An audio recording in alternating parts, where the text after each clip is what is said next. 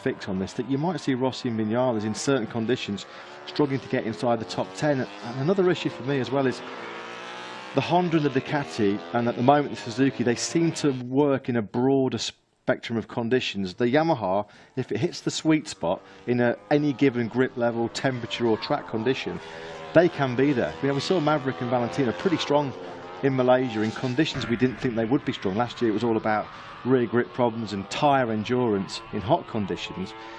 The Ducati at the moment, the Honda at the moment, they just work in a much wider range of conditions. There's no doubt about it, they are behind the 8 ball going to Qatar, coming back to Qatar in 2 weeks' time. It's really hard to fathom how they could have let a situation not really get any better. Valentino Rossi's comments to the media last night, Steve, well, we're exactly where we were at the end of 2017.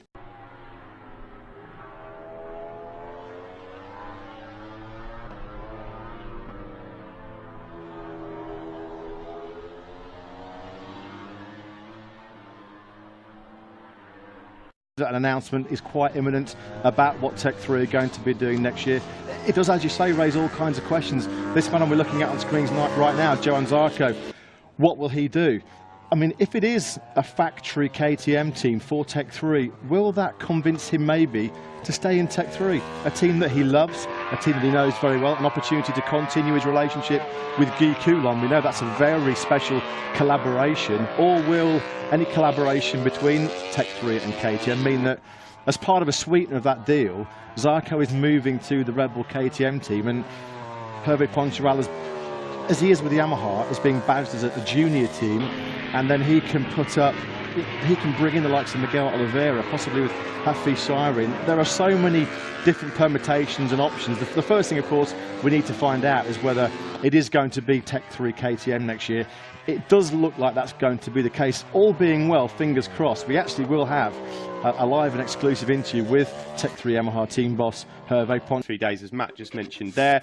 The Flying Frenchman is there again, the Tech 3 rider in first place ahead of Valentino Rossi, the Doctor in second ahead of Andrea Dovizioso, Cal Crutchlow and Maverick Vinales. Andrea, now you can see there, no time set. More on that later. He's not been out on circuit here today, the Suzuki rider. World champion Marc Marquez, 7th place overall. Alex Rins in 8th and Danilo Petrucci 9th.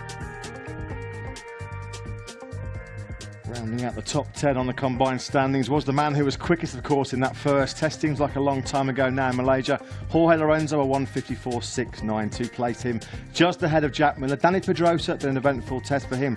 2 crashes on night 1 in Qatar. He was 12th. Franco Morbidelli, top rookie overall, in 13th place, just ahead of Bradley Smith. Aleix Spargo, 15th.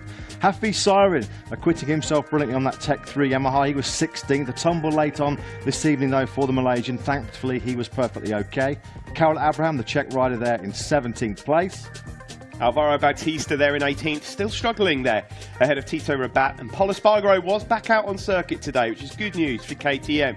Taka Nakagami, well, unfortunately for today anyway, he's not the fastest rookie. Scott Redding 22nd, Xavier Simeon 23rd. 24 riders out there in the test, Tom Luthi rounding those riders up. So Johann Zarco, fastest after the 3 days.